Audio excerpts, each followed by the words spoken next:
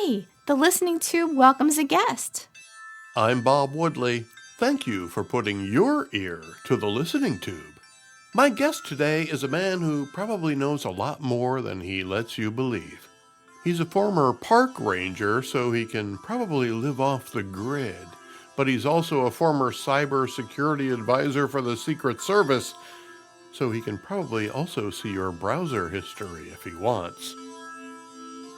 Joel Racow spoke with me from his home in Newport Beach, California, about shadow banning, wokeism, the Constitution, and his book, Life in Woke America, A Family's Story of Truth and Betrayal Under Fire. Joel, I know you have a book out, and I want to ask you about that book and talk about it and its contents a little bit. But first, if you don't mind, I have some other more generic wokeism questions to ask. If we could, wokeism. Okay.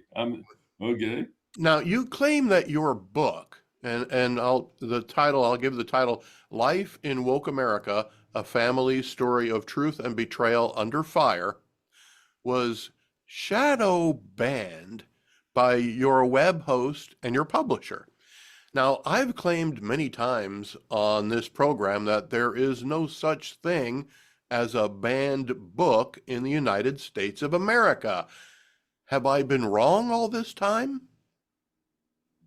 Well, shadow banning is not an official thing. It's a cultural thing.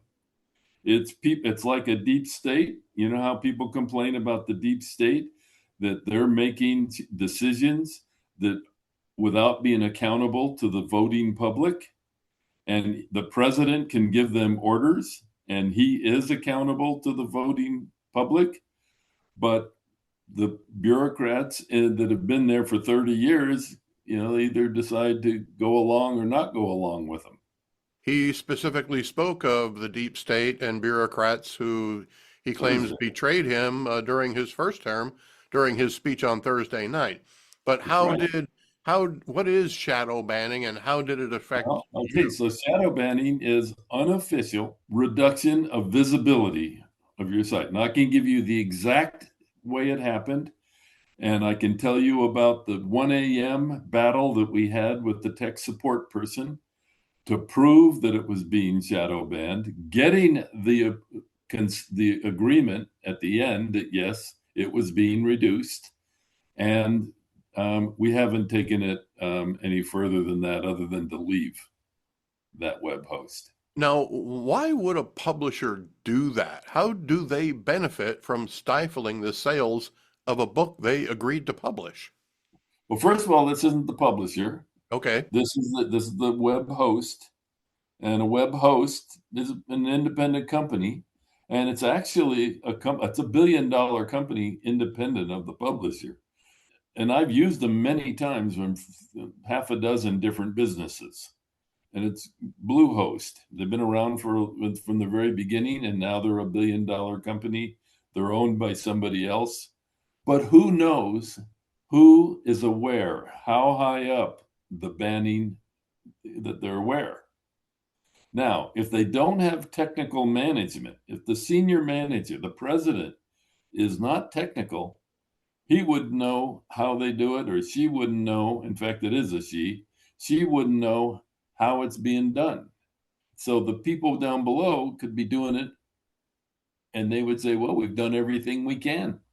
It's just the way it is. But we knew better. We're very technical. I've developed 40 software applications, and I have another one underway right now that follows the book. But so here's what happened. We discovered that anybody who searched the website from a browser got access, saw the book, saw the graphics, could use the menu, it all worked. Anybody who accessed the website directly, like through an API, an application programming interface, that's so that two computer systems can talk to each other, that they were being banned. They were not giving access. They were not seeing what everybody else saw. And when I say that they're not getting access, they weren't getting full access. So what was it that they were missing when they went to look? They couldn't see the navigational structure. They could not see any graphics that were on there. So we'll leave it at that. So all they saw was a string of text for the website. Now, Okay. do you believe it did in fact stifle sales? Well, of course, so who are these people that access a website directly? Well, it's Grok, it's ChatGPT, it's credit card companies, it's anybody else that's got interaction. It could be any kind of a e-commerce, third-party supplier. Those people would not see the website. Hmm. Okay. So we knew that those are two different, we had two different classes of users. One's a professional user and the other is an end user, we'll say. So we got tech support on at 1:00 in the morning. And we did that because it's always the lowest seniority tech support person takes the 1:00 shift, right? Okay. And so they usually don't know what they're doing. They only know their policies and they have administrative skills. They never have network architect skills because network architects don't have to work at 1:00 in the morning except when they're doing fun stuff. So she would keep saying everything is open. Everything is open. And we said, and we kept pressing her that it's not, and it's not. And she says, well, what do you want me to do? And that was our opening. So we gave her 5 things to go and do to, configure it this way, change the configuration on this, change the configuration on that. She was gone 11 minutes, came back, and we had full access. Wow. So we asked her, so would you agree now that it was that access to the site was being restricted or filtered? And she said yes. And we caught it all on a transcript that we got. So she didn't even know not to send us the transcript. There you go. Now, who knows who put those configurations in? It's probably not the CEO, probably not the CFO. Who did it? We know that they look for keywords. Patriot is a bad word in the general internet world. Woke is a bad word. Trump is certainly a bad word. And so, they get alerted when those things are there. And then someone has triggered this is the configuration to put if you find this profile on the website. That's Now, it. I have a podcast that my mom tells me is conservative. Could this be happening to me and I don't even know it? How do Of I find course. out? Of course. Well, you need to get technical. Okay. Well, that's not going to happen anytime soon. Now, I did search on Amazon for your book, and you'll be happy to know that it's readily available in both printed and digital formats. Well, okay, but you searched by name, didn't you? I did, yes. What if you search what literary novels exist for about woke culture? You wouldn't. I'll bet you wouldn't get it. There may not be very many. Well, there aren't very many, and Right. you wouldn't get any of them. Okay. All right. Well, yours is the only one that matters, though, right? Well, people come to books in different ways. And to be shadow banned means that it's a percentage. It's 15, 20, 30% off the top. Mhm. Now, do you have a definition of wokeism? Well, it's sort of the framework of it is there's an oppressor and there's the oppressed. Now, once you think about that in those terms, and you think, well, that's the problem, when you come up with solutions, you get solutions that are woke. Now, what is that? Well, I think some people should not be oppressed and we want to make sure that they're no longer marginalized. So we take it upon ourselves that in our community, we're not going to send out messages that say this, messages that say that, products that come from these people. They're going to, so that's a woke activity, right? Coming from that model. And I'll give you an example of how this is done in schools. So at the University of Southern California, every freshman goes through a writing class. You can write on any topic you want. The requirement is that you analyze it in terms of oppressor and the oppressed. That's how they do it. Now, That's the only thing you can talk about. That's the only way you can analyze it. Now, is couldn't that free? Is that free thought? no, but based on your definition or your description of wokeism, could the woke people be the oppressors? Well, they are, They and they are, will be. but they're They will blaming be. but they're blaming the other people of being the oppressors. Well, and they will be the oppressors because what socialistic, communistic government doesn't become oppressive? None. Okay, You're right. so wokeism is part of the color revolution. You ever heard that term, color revolution? I'm not sure that I have. Okay, well, it's a Marxist term. I'm getting a little bit out of my real expertise, but it's a Marxist term for how you take over a country, is a color revolution. And so there are like 3 or 4 or 5 things you do. You take over their institutions, like they've taken over our institutions with the deep state, with the university professors that are, beyond progressive, beyond liberal. They're not your liberal, not my liberal. They're progressive. Yes. Um, they take over the small governments, where they can get in the school districts, the local, smaller cities. They apply these woke principles. They decide who's the oppressed and who's the oppressor. And so, like, if you're a landlord, you're not doing a service to the community by investing in these houses and then renting them to people who are going to have nice lives in your property. So you tax them more. You put rent controls on them. You do, that's what it is. Now, speaking of our education systems, West Virginia University recently opened the Washington Center for Civics, Culture, and Statesmanship, Yep. as they had been required to do by law.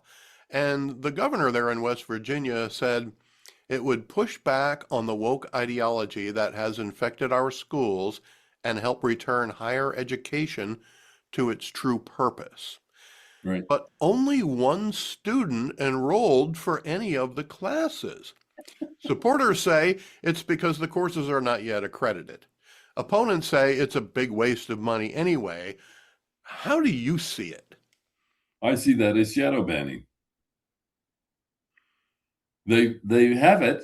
They say they have it, but they have not done what they needed to do so that it would attract students. So by shadow banning, one could also interpret that as a lack of effective marketing. Or operations. They just didn't get the teachers. They didn't get the books. They slow walked everything. So And what's being banned? What's being banned? What is being banned is conservative culture, Western civilization, the teachings of Western civilization. That's where you would go and get it in that school.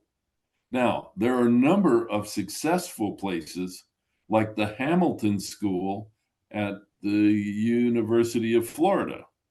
Just started not long ago, and it does the more Western classical education for students, and it's doing fairly well. I mean, it could be doing very well. I don't really know. I don't monitor it that much, but it's an example. One's an example where the administrators kept that from happening. They got the money for it, but then they didn't do it. So you're wondering, is that money is it sitting in a bucket, or did it go to, homeschooling where there's no schooling? That's the kind of stuff that's going on. Building a train, like in California, they build a train for 17 billion or 7 billion, and it's got 1,400 miles of concrete. They haven't even laid the track, but like the foundation. Doesn't get done. Nope.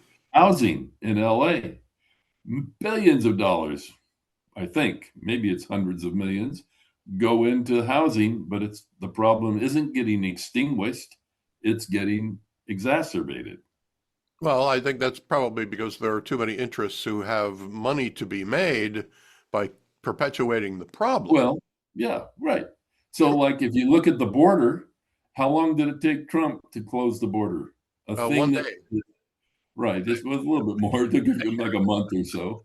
Kamala Harris wanted to go down into, Central America and talk about the root causes. Remember that? And she was the czar? Yeah, I do remember that. I remember thinking we already know what the root causes are. She's not educating anybody. Right. That's a form of shadow banning that we're surrounded by now, and that's woke America. No. So my story is not anti-woke. It's not at all anti-woke. It could just as easily have been life in a sports crazy America.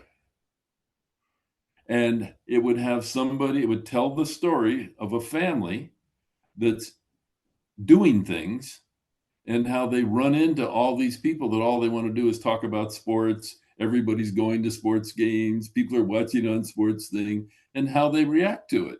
It's a cultural thing. It's a cultural story. So that's what I did with woke. The protagonist bumps into him in the army, has a little skirmish, leaves the army, goes around. Some of the people kind of still keep him on the watch list. He's got to deal with that every time he gets stopped at a traffic stop. He can't fly some places, and he works around it. He leads his life and his family, builds a family and all that, runs a business, and he's doing it and he's hiring people who are woke into his business. He's doing business with people who are woke. He goes into their homes when he has these service jobs. It's just the story of a family going in and living their life. And now you're obviously you're talking about your novel now. Right. So now I wanted to ask about the premise, and I think you just gave us a little bit of a clue about the premise. It's a former soldier who is somewhat of a protagonist, and he's tasked with dealing with that label for the foreseeable future. Am I correct there? Yeah, a couple of things. So the premise is he comes from nothing. He's an orphan. He's ambitious and he's talented, and knows almost nothing because he's coming out of this institution, going into another institution that's going to help him do the next step. And so he's encountering these things, one of which is a real event. And the real event is a secret Chinese bioweapon lab in California was discovered, was investigated by Congress. Congress had a hearing, and they produced a report. It's true. Did you ever hear about it? I certainly did. I followed it closely. Oh, did you really? You're one of the few. Okay, from Pennsylvania. Yeah. They found another one in Las Vegas. Same guy, same people. I wouldn't be surprised if there are more. And me too. So the point is he got involved in that. And he saw what he saw, and they wouldn't let him talk it. He wouldn't let him talk about it, wouldn't let him do anything, wouldn't let him talk to the people. He just it became suppressed. Now, when if you have that experience, you kind of get it changes you a little bit, and he gets changed, and he's kind of realizes that the world is, in a lot of ways, he sees a lot of things that he saw in the group homes, living in a bureaucracy, going to a public school, doing everything on public stuff. He sees that the world is filled with those things. What do you hope people learn about the experiences of the family in your book? Well, a lot of people I hear say, "What is woke? Isn't it gone now? What's wrong with it?" Whatever. Well, there's plenty for people who really want to know, you can learn about it pretty easily. In probably 3 days, you could read substantially everything you need to read to understand it. But no, not most people. Most people are not like that. Well, and that's why I So bring it let me answer your question. So up. the answer to the question is I can write a scholarly book, but I didn't want to. I've done enough. I wanted to have fun and write fiction, but I wanted it to be meaningful. Sure. So it's kind of like 1984. It's like Animal Farm. You're reading a book about the politics of an animal farm, animals on a farm, kind of. It's like Yes. when you learn, you get the feelings of what you're encountering, of what's around there. But it's not technically portrayed. And I figured that I would like to write something that's entertaining, fast moving, informational in terms of life, help kids, younger people, and young adults who are trying to figure out, how do I make this world work for me, when they're being told that they're being oppressed, or they're being told they're the oppressor, and to feel the feelings of both sides, and get comfortable with it, and regain their sovereignty. Now, you said something that caught my attention. You said you could probably learn everything you need to know about wokeness in 3 days. Right. Yet West Virginia University opened up a whole center for it, and it only got one student. So I guess my logical question then would be, do No, people no, no. I don't think that's what. No, no, no. That isn't what they're doing. That center was not going to teach people about woke. It was going to teach them about the stuff that you learned when you were in school that's no longer being taught. okay, now that's a good thing. I agree with you there, but the governor did say it would push back on the woke ideology. Well, Uh, it's only pushing back. I mean, you can push back by taking your hands and shoving, which, or you can push back by just taking space. Right? When you're in a crowd, you're pushing back because you're holding your ground. Right? The crowd's bumping you. If you're not careful, you're going to get knocked over. You're going to get stepped on. But you don't do that. You hold your place. That's pushing back. Okay, and I get it. I get your point, and I do think it's important that we do start teaching those fundamentals that people like you and I learned in school that probably students today are not being taught. Or not. But do people really need to be taught to recognize and try to live independent of woke culture? Well, okay, it's not independent. I'd say it's more like interdependent. I mean, But like if I I have employees. I have old employees that I love, but they're we don't they're more woke than I am. Doesn't mean they're bad, so but the nobody culture. so So nobody so we don't here. need to be taught that then. Well, no. I'll tell you where they do, and this gets to the software that I am developing. The U.S. Constitution and the values that it embodies, and I can tell you 4 or 5 of them that are the important, is oppositional to wokeism. You cannot have the two together. One has to dominate. Now, there are 4 groups that are pushing the woke initiative that are hoping to become dominant. as at least the four of them. How they're going to be dominant amongst themselves, they're not worried about at this point. But right now, that's what's happening. I mean, I take the position that the government, the U.S. government, is trying to be taken over. There are entities that are trying to take it over, change it, move away from the Constitution. So, what are those values of the Constitution? The rights belong to the individual, not the group. It's not the oppressed. It's not the gay people. It's not the transgender people. It's not the people who have a claim to being oppressed, right? Being marginalized. They have a claim. It's legitimate. But the group doesn't have rights. The individual does. And those rights are inalienable, cannot be alienated from the individual. It cannot be taken away, cannot be transferred, cannot be distributed. It's inalienable to the individual. Very important point. Yep. Got it right here, Joel. Okay. I look at it all the time. Okay. Well, then you'll know. Free speech, right? That's a main pillar. Equal opportunity under the law. We all know that there's never justice. Going to court, you don't get justice, you get a resolution. That's all you get. It's a pragmatic approach. They hope you get justice. They try and make it blind, but people are people. And they're always trying to push their own interest. So you have a judicial system. You apply the laws to the individual.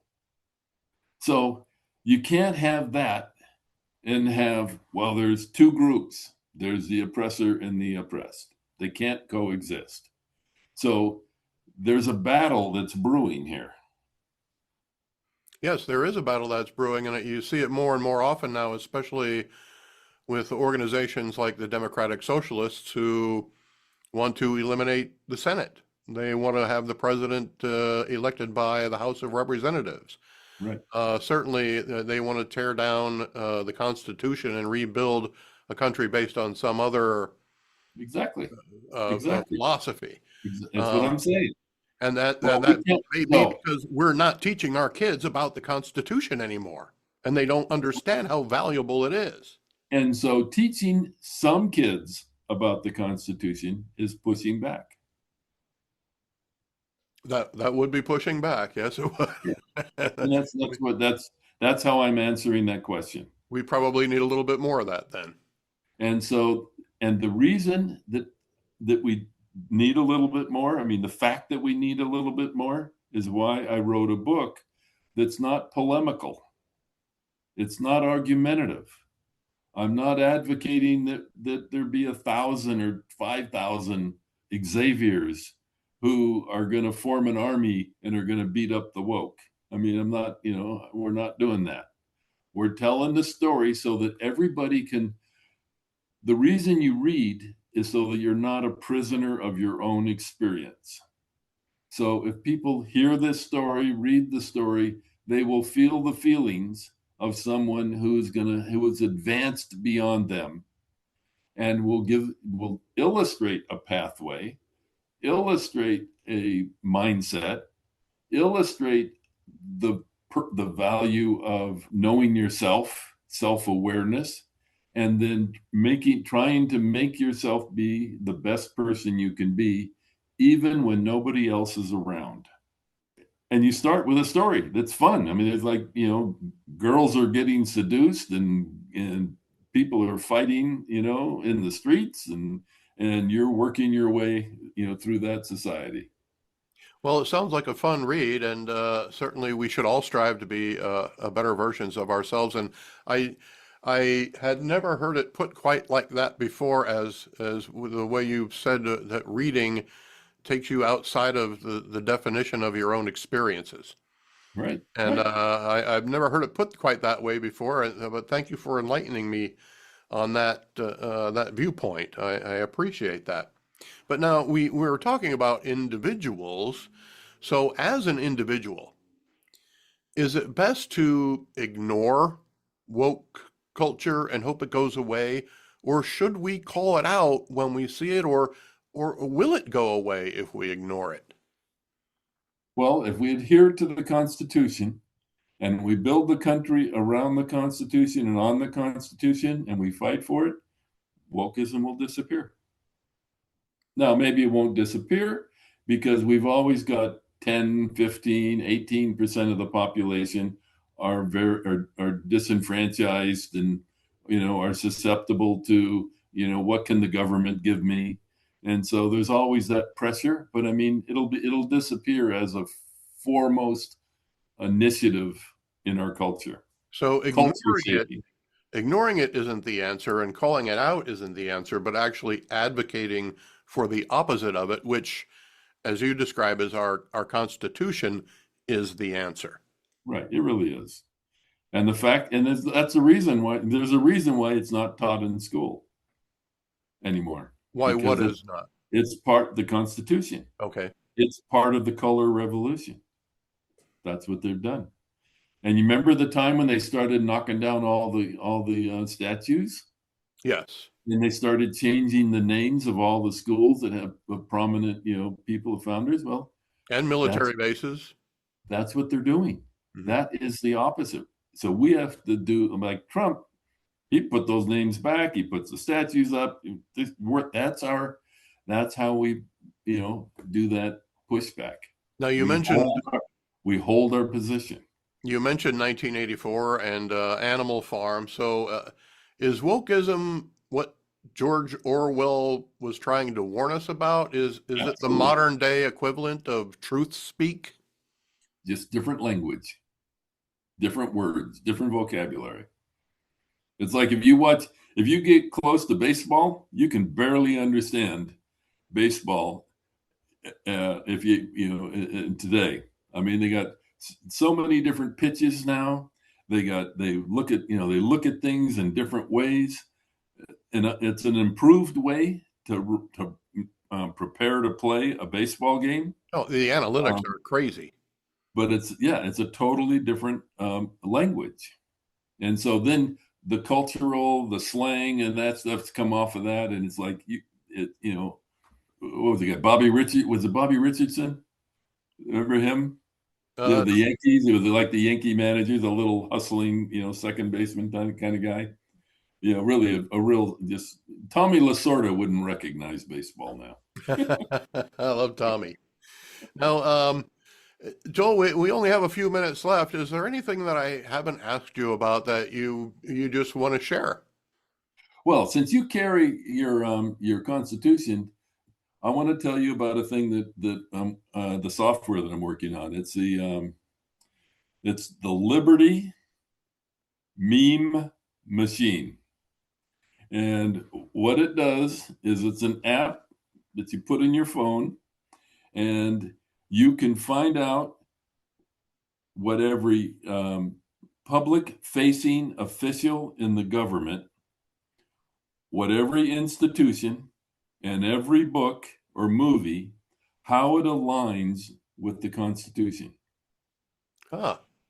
And what it does is it goes out, it's AI driven, it goes out, it looks at everything that, like a Supreme Court justice, every ruling they've made, every opinion they've written, every dissent they've done, and it scores them on a scale of 1 to 100 and how aligned they are with those values that we talked about. So like Clarence Thomas, 96. Kamala Harris? Well, she's not a Supreme Court justice. Please don't bring her into this conversation. It's only for Supreme Court justices. No. It's for everybody. We could look at her, but Okay. she'd be like in the 20. Mondami's like 28. Got it. And so it gives a score, and it gives 4 to 5 reasons why that score. And ideally, you can point it at your school superintendent, your mayor, your congressman for your district, and like in election times, you can put it next to their opponent, and one will have a score of 48, another will have one of 72, and it's telling you, without having to do a bunch of research, how they align with the Constitution, which is really important in voting, right? Yes, I it mean, is. it's like, but it's hard to figure out on your own. What's the name of it, and when will we be able to get it? Well, let's just stick with Life in Woke America, because Okay. it's in the book and it's on our website. So Life in Woke America is the name of the book. You did a good job announcing it already. You can find out everything online at www.lifeandwokeamerica.com. Many thanks to Joel Racow for spending some time in the listening tube with us today.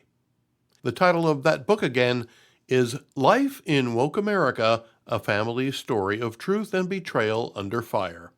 I hope you enjoyed the conversation as much as Joel and I did. Follow the Listening Tube at thelisteningtube.com for more interviews, not the headlines, and let's go back through the Listening Tube. Thank you for putting your ear to the Listening Tube. I'm your host, Bob Woodley, for Thou ad infinitum.